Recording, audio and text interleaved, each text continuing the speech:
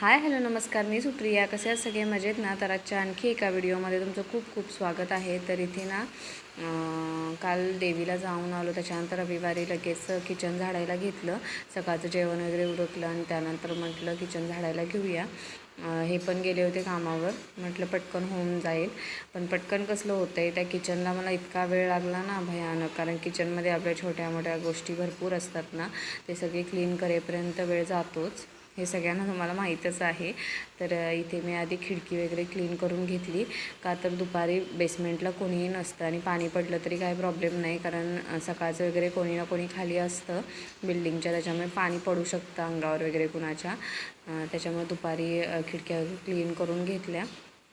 त्यानंतर मितालीने दुपारी चहा ठेवला होता. त्या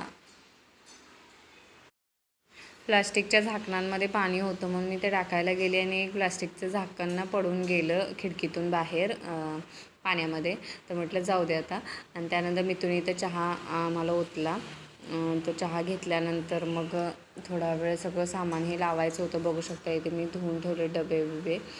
ज्यात जास्त सामान आहे ते काही मी रिकामं केलं नाही. म्हणजे मोठ्या डब्यांमध्ये पीठ वगैरे होतं ते वरच्यावर घासले.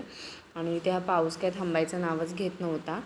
भरपूर सारा पाऊस होता आणि परा पूर्ण भरला होता आणि असा माझा अवतार झाला होता.